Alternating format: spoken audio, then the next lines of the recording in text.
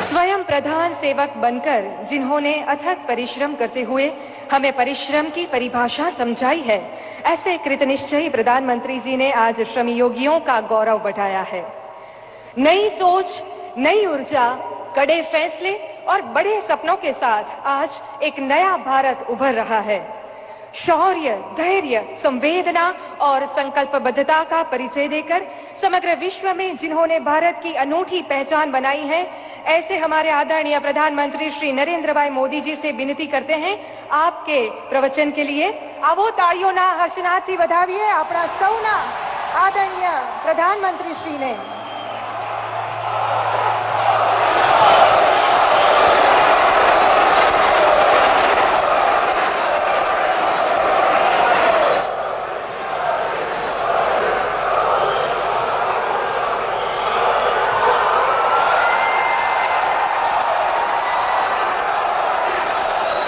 मेरी बात बताऊं उसके पहले हम 3 बार जयकारा बोलेंगे और पूरी ताकत से दोनों हाथ ऊपर करके मुट्ठी बंद करके देश की सीमा पर जो जवान है उनको सुनाई दे। मैं 3 बार आपको जयकारा बुलवाऊंगा, भारत माता की जय का। पराक्रमी भारत के लिए भारत माता की, विजयी भारत के लिए भारत माता की, वीर जवानों के लिए भारत माता की। मंच पर विराजमान गुजरात के लोकप्रिय मुख्यमंत्री श्री विजय रूपाणी जी, केंद्र में मंत्री परिषद के मेरे साथी श्रीमान संतोष गंगवार जी, गुजरात के उप मुख्यमंत्री भाई श्री नितिन जी, गुजरात सरकार में मंत्री श्री दिलीप जी, प्रदीप सिंह और संसद में मेरे साथी श्री शंभू प्रसाद जी, किरीट सोलंकी जी और विशाल संख्या में इस पवित्र कार्य में आशीर्वाद देने के लिए आए हुए और देश के कोने कोने से आए हुए मेरे प्यारे भाइयों और बहनों, साथियों, आज हम सभी एक ऐतिहासिक अवसर के साक्षी बन रहे हैं और इस वक्त ये गुजरात गर्व कर सकता है। आज के इस कार्यक्रम का होस्ट गुजरात है, लेकिन खुशी होगी कि इसी समय पूरे देश में 3 लाख से ज्यादा कॉमन सर्विस सेंटरों पर 2 करोड़ से ज्यादा लोग अभी इस कार्यक्रम में भागीदार है। एक साथ 2 करोड़ लोगों का कार्यक्रम, ये अपने आप में एक नया रिकॉर्ड है। देश के कोने कोने में उपस्थित वहां के मुख्यमंत्री महोदय, वहां के मंत्रिमंडल के लोग, वहां के सांसद, विधायक आज जो तकनीक से मेरे साथ जुड़े हैं, करोड़ों की संख्या में जो कामगार जुड़े हैं, मैं आज अहमदाबाद की धरती से इस पवित्र कार्यक्रम के समय उन सबका भी अभिवादन करता हूं। आज प्रधानमंत्री श्रम योगी मानधन योजना यानी पीएम सीएम आप सभी के लिए देश के लगभग 42 करोड़, यह आंकड़ा सुनकर के ही आपको ताज्जुब होगा, देश के 42 करोड़ श्रमिकों, कामगारों की सेवा में समर्पित है। और मेरे लिए कार्यक्रम क्या है? अगर मुझे एक वाक्य में कहना होगा तो मैं कहूंगा कि भारत को जिन्होंने निर्माण कर रहे हैं, भव्य भारत के सच्चे जो निर्माता है, ये हमारी योजना मेरे हिसाब से मां भारती के मजदूरों के पसीने का, मां भारती के मजदूरों के पसीने का, मां भारती के भाल पर यह तिलक के समान है। आज मां भारती को कई प्रकार के तिलक हुए होंगे, बहुतों ने अपने रक्त से भी मां भारती का तिलक किया होगा, लेकिन ये योजना ऐसी है कि मेरे देश के 40-45 करोड़ श्रमिकों के पसीने का तिलक आज मैं मां भारती के भाल पर कर रहा हूं।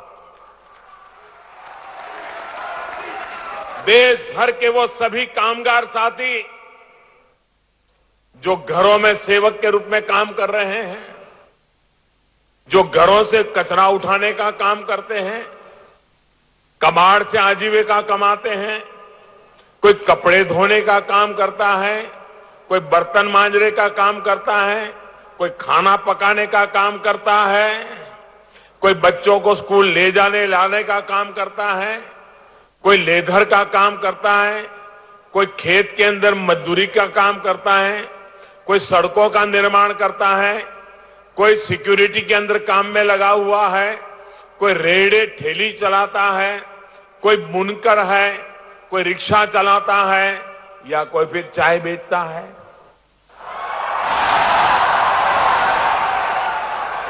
ऐसे अनेक कामों से जुड़े सभी कामगार साथियों को आज एक बहुत ही बड़ा अवसर है, बहुत ही बड़ी भेंट है। मैं उन सबको बहुत बहुत बधाई देता हूं। ये योजना ऐसी है कि मेरे मजदूर भाइयों बहनों, मेरे कामगार भाइयों बहनों, मेरे श्रमिक भाइयों बहनों, पसीना बहा करके जिंदगी जीने वाले मेरे भाइयों बहनों, ये आपको अपने बुढ़ापे का एक मजबूत संबल इससे मिलने वाला है। आपका इस योजना से आप ही आपके सहायक बन गए हैं, आप ही खुद आपका सहारा बन गए हैं, और मोदी सरकार सहायक के रूप में कंधे से कंधा मिला करके आपके साथ खड़ी है। जो लोग इस योजना का लाभ उठाएंगे उन्हें 60 वर्ष की आयु के बाद 3,000 रुपये की नियमित मासिक पेंशन तय है। मतलब साल भर में करीब करीब 40,000। उस उम्र में ये रकम बहुत बड़ी होती है। जब शरीर काम करना बंद कर देता है तब ये बहुत बड़ा सहारा बन जाती है। आज कुछ लाभार्थियों को यहां योजना से जुड़ने पर एक कार्ड दिए गए हैं और मुझे बताया गया, अभी मंत्री जी मुझे कह रहे थे कि अब तक आंकड़ा करीब 14.5 लाख साथी इस योजना से जुड़ भी चुके हैं। पहले मैंने सोचा था कि योजना करूंगा तब तक 11 लाख कर देना, लेकिन आज मुझे बताते हैं कि हम तो 14.5 लाख पार कर गए हैं। साथियों, ये भी खुशी की बात है कि अभी तो 10-15 दिन पहले ही देश के लगभग 12 करोड़ किसानों के लिए प्रधानमंत्री किसान सम्मान निधि योजना की शुरुआत हुई और आज देश के लगभग 42 करोड़ श्रमिकों के लिए इतनी ही बड़ी योजना आज मैं आपके चरणों में दे रहा हूं। आपके इस प्रधान सेवक की सरकार ने 1 फरवरी को किसानों और असंगठित क्षेत्र के श्रमिक साथियों के लिए इन दोनों योजनाओं की पार्लियामेंट में घोषणा की थी और 1.25 महीने में ही दोनों योजनाएं जमीन पर भी उतार दी गई है। साथियों, आज की ये योजना मेरे लिए निजी तौर पर एक भावुक पल है,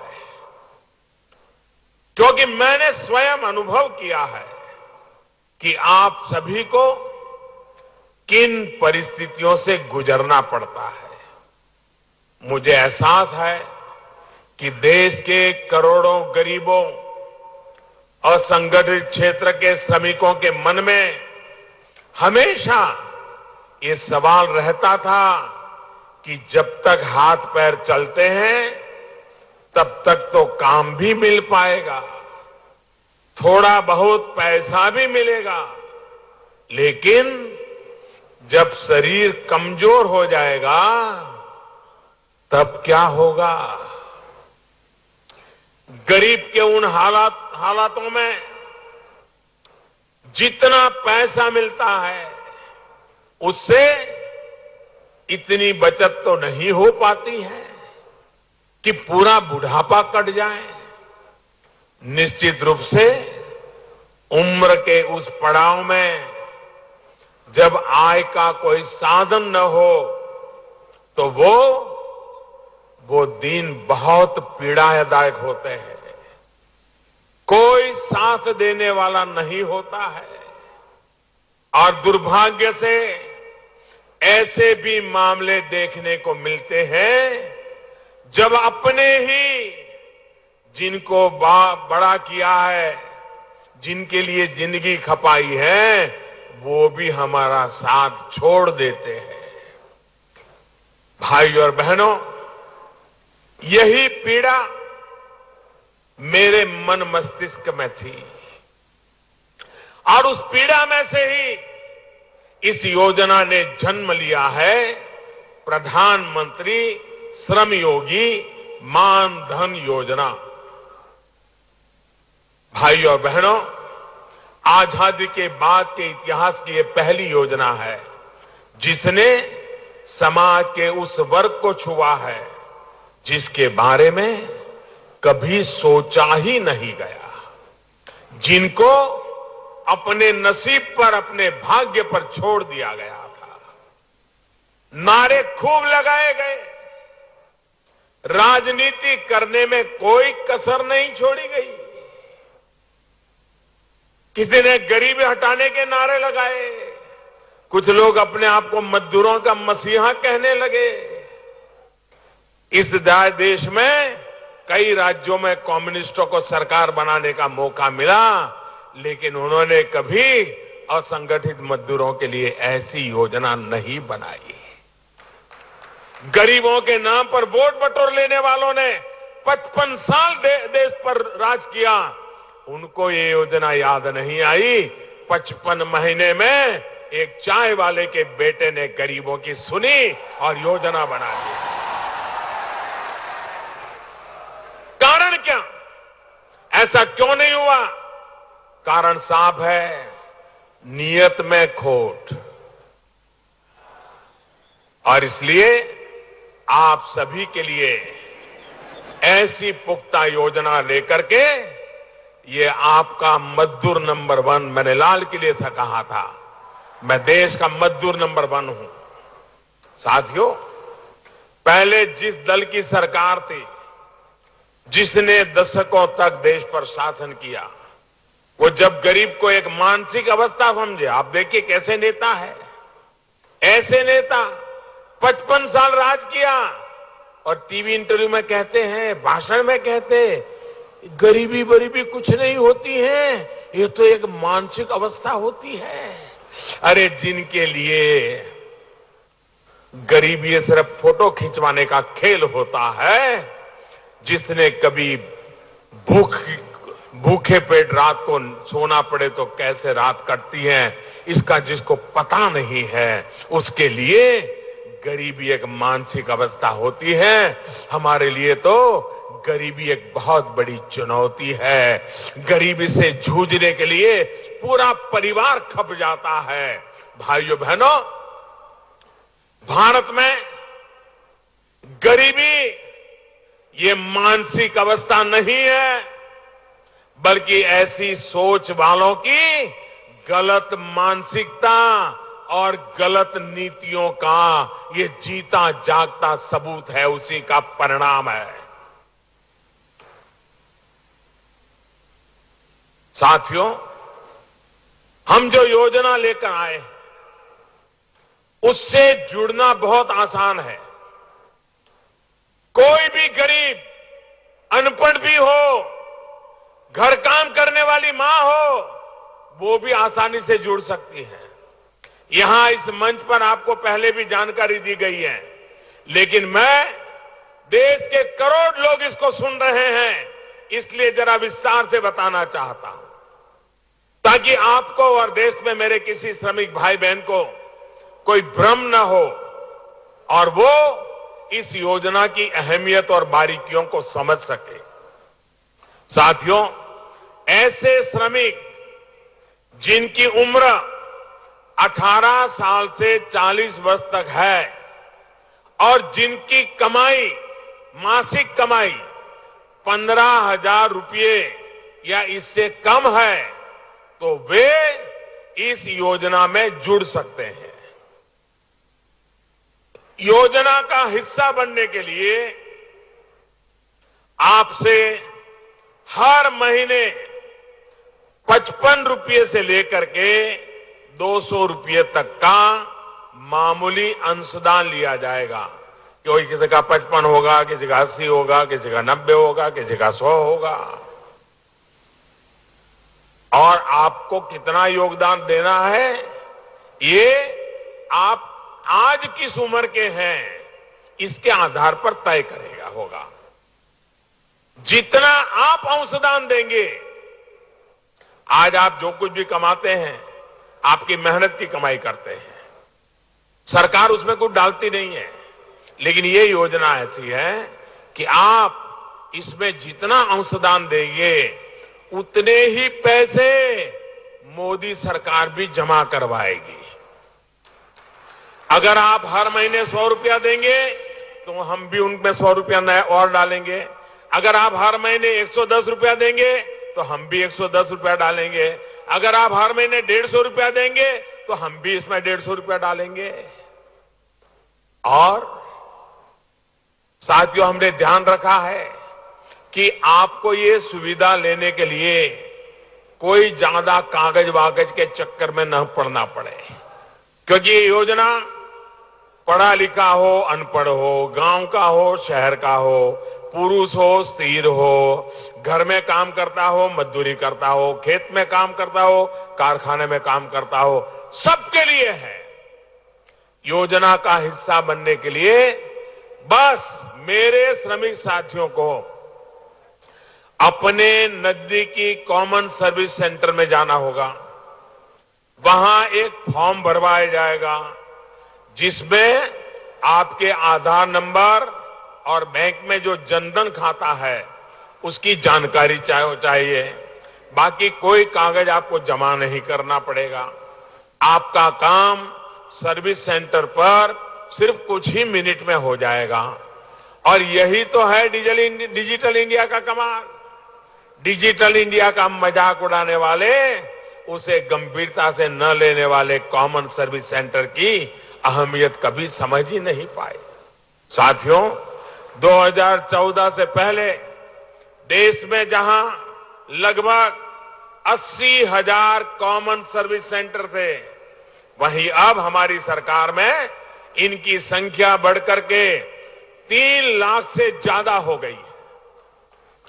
अब यही सर्विस सेंटर प्रधानमंत्री श्रम योगी मानधन योजना से जुड़ने की इच्छा रखने वाले कामगार साथियों की सहायता करेंगे। भाई और बहनों, ये भी याद रखिए कि कॉमन सर्विस सेंटर में प्रक्रिया पूरी करने के दौरान आपको इस प्रक्रिया का एक नया पैसा देना नहीं है। वो जो कॉमन सर्विस सेंटर वाला जो मेहनत करता है, उसको जो खर्च होता है, उसका पैसा भारत सरकार दे देगी। आप मत देना, ये याद रखना। ₹30 जितना उसका खर्च होगा वो भारत सरकार कॉमन सर्विस सेंटर वालों को दे देगी, ताकि मेरे मजदूर भाई बहन को ये ₹30 उसके जेब से देना न पड़े। दूसरी बात ये भी ध्यान रखिए कि आप कितना कमाते हैं इसका प्रमाण देने की आपको जरूरत नहीं है। आप 15,000 कमाते, 15,000 से कम कितना कमाते हैं, 9,000 की, 11,000 की, 12,000, आपको कोई सर्टिफिकेट देने की जरूरत नहीं है। ये मोदी को आपकी ईमानदारी पर भरोसा है और मेरा देश के मजदूरों पर, देश के गरीबों की ईमानदारी पर सबसे ज्यादा भरोसा है। साथियों, फॉर्म भरने के बाद आपको अपने अंशदान की पहली किस्त वहां नकद जमा करानी होगी, पहली किस्त, और उसके बाद हर महीने आपके बैंक खाते से आपका अंशदान कटता रहेगा। फिर आपको कहीं जाने की जरूरत नहीं पड़ेगी। आपके खाते से पेंशन का अंशदान कटा है, इसका संदेश आपके मोबाइल फोन पर आपको मिल जाया करेगा। भाइयों और बहनों, इतना भर करने से आप 60 वर्ष के बाद कम से कम, ये ज्यादा भी लिया जा सकता है, कम से कम 3,000 रुपए की नियमित पेंशन के हकदार हो जाएंगे। अगर दुर्भाग्य से किसी कामगार साथी की 60 वर्ष के बाद मृत्यु हो जाती है और उसके पेंशन खाते में फंड है, तो उसका पति या उसकी पत्नी अगर वो चाहते हैं तो उनको फैमिली पेंशन मिलना शुरू हो जाएगा। साथियों, वैसे तो इस योजना से कोई बाहर निकलना पसंद नहीं करेगा, लेकिन फिर भी किसी को लगता है कि भाई मैंने इतने साल तो किया, लेकिन मुझे अब रहना नहीं है, मुझे निकल जाना है, तो उसके लिए भी सुविधा है, कोई बंधन नहीं है। आप जिस दिन हट जाना चाहते हैं तो आपने जितना पैसा जमा किया है वो उपरांत आपको बचत खाते का जो ब्याज मिलता है, वो ब्याज समेत वो पैसा भी आपको वापस मिल जाएगा। बचत खाते का ब्याज भी मिल जाएगा। और इसलिए कोई भी व्यक्ति, और इसलिए भाइयों बहनों, आज जो ये योजना हम लेकर के आए हैं वो बीते 5 वर्षों के दौरान आप सभी के लिए जो हमने अनेक योजनाएं बनाई, उसमें एक नया नजराना है। गरीब को, श्रमिक को सस्ती स्वास्थ्य सेवा हो या फिर बीमा सुरक्षा कवच, ये भी पहली बार हमारी सरकार ने ही सुनिश्चित किया है। आयुष्मान भारत योजना के तहत देश के जिन लगभग 50 करोड़ बहन भाइयों का मुफ्त इलाज सुनिश्चित हो रहा है, उनमें से भी अधिक, ज्यादातर लोग हमारे मजदूर भाई बहन ही हैं, अनऑर्गेनाइज्ड लेबर से आए हुए हैं, वैसे ही मेरे कामगार भाई बहन हैं। इसी तरह घर के कमाने वाले सदस्य की दुर्घटना या फिर अचानक मृत्यु की स्थिति में परिवार को मदद मिले, इसके लिए प्रधानमंत्री सुरक्षा बीमा और प्रधानमंत्री जीवन ज्योति बीमा, ये 2 योजनाएं भी महत्वपूर्ण हैं, वो भी गरीबों को समर्पित है। और प्रीमियम कितना है? सिर्फ ₹1, 1 महीने का ₹1। और दूसरी योजना है जिसमें 1 दिन का 90 पैसा। कितना ही व्यक्ति गरीब हो, आज वो दिन में 90 पैसा बचा सकता है। कितना ही व्यक्ति गरीब हो, महीने में ₹1 बचा सकता है। और इतने मामूली प्रीमियम से उसको 2 लाख रुपए का बीमा मिल जाएगा, और अगर दोनों ले लेगा तो उसको 4 लाख रुपया का फायदा हो जाएगा। देश भर में करीब 21 करोड़ साथी इन दोनों योजनाओं से जुड़ चुके हैं। इन योजनाओं के माध्यम से 3,000 करोड़ रुपए से अधिक की सहायता लाभार्थियों को मिल भी चुकी है। कुछ दिन पहले ही हमने कुंभ में स्वच्छता के काम से जुड़े हजारों साथियों को इन योजनाओं से जोड़ा है। ऐसे ही आशा वर्कर, आंगनबाड़ी वर्कर, हमारी एएनएम बहनों को भी इन योजनाओं से जोड़ा गया है। मैं देश के उन तमाम परिवारों से भी आज आग्रह करूंगा कि आप भी अपने घर पर काम करने वाले साथियों को पीएम श्रमयोगी मानधन योजना जोड़ने में मदद करें। जो मध्यम वर्ग के परिवार है, उच्च मध्यम परिवार के, धनी परिवार है, उनके घर में भी ड्राइवर होता है, खाना पकाने वाले होते हैं, कपड़े धोने वाले होते हैं, अखबार देने वाले होते हैं। अगर वे खुद उदारता के साथ अपने घर में जो काम कर रहे हैं उनका बीमा उतार दें, उनका ये पेंशन स्कीम में जोड़ दें, तो इन अमीरों को या मध्यम वर्ग के लोगों को महंगा नहीं पड़ेगा और उस गरीब की जिंदगी सुरक्षित हो जाएगी। सरकार तो कर रही है, लेकिन अगर आप अपने घर में काम करने वाले, आपके साथ जुड़े हुए, आप जिसके बाल कटवाने जाते हो, अगर उस बाल कटवाने वाले की इतनी मदद कर देंगे, कितना बड़ा पुण्य मिल जाएगा। आपके जूते की कोई पॉलिश करता है, उसके लिए इतना काम कर दें, वो कितनी बड़ी शक्ति बन जाएगा। सेवा भाव से अगर आप आगे आएंगे, और इसलिए मेरे मजदूर भाई तो जुड़ने वाले, वो पैसे की बचत करेंगे, लेकिन मध्यम वर्ग, उच्च मध्यम वर्ग के परिवार जिनके घर में लोग काम करते हैं, वो अपने घर में काम करने वाले लोगों के लिए अपने फ्लैट में लिफ्ट चलाने वाला होगा। अगर फ्लैट के सब मिलकर के एक लिफ्ट वाले के लिए काम करना है तो क्या मुश्किल है।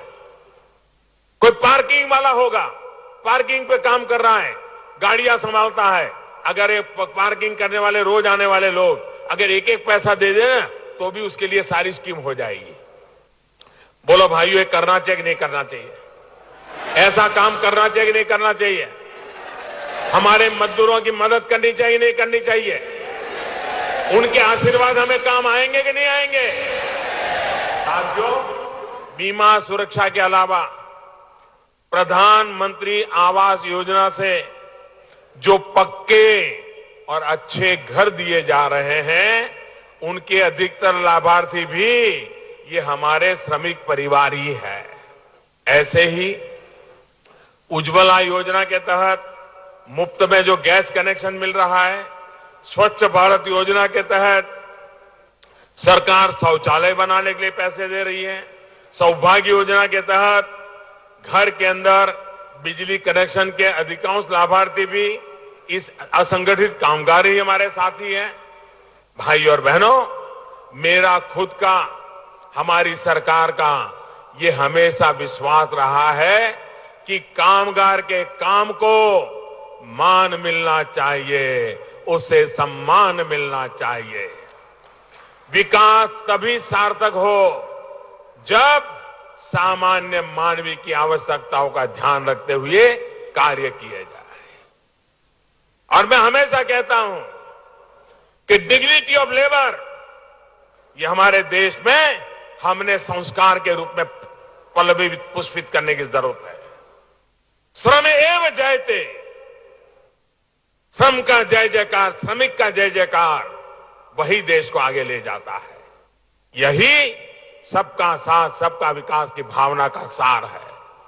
यही कारण है कि हमने श्रमिकों से जुड़े कानूनों में भी श्रमिकों के हितों को सुनिश्चित किया है। जो संस्थान केंद्र सरकार के दायरे में आते हैं, वहां बीते 5 वर्षों में न्यूनतम पारिश्रमिक में 42% की वृद्धि की गई है, 42%। पहले जहां महीने में 10,000 रुपए की आय वाले कामगार साथी को बोनस मिलता था, अब उस आय सीमा को बढ़ाकर अगर 21,000 रुपये भी उसकी आय होगी तो भी बोनस मिलेगा। कामगारों के लिए ग्रेजुएटी की सीमा को भी 10 लाख रुपए से 2 गुना बढ़ाकर 20 लाख रुपया किया गया है। साथियों, हमारी सरकार ने बेटियों को कार्य क्षेत्र में अनुकूल वातावरण दिलाने के लिए भी अनेक कदम उठाए हैं। मातृत्व के बाद बहनों बेटियों को काम ना छोड़ना पड़े, इसके लिए मातृत्व अवकाश को 12 हफ्ते से बढ़ाकर सीधा 26 हफ्ते किया गया है। दुनिया के समृद्ध देशों में भी ऐसी व्यवस्था नहीं है जो हमारे देश में है। भाई और बहनों, महिला कर्मियों को लेकर जो एक बड़ी विसंगति हमारे कानून कायदों में थी, उसको भी दूर किया गया है।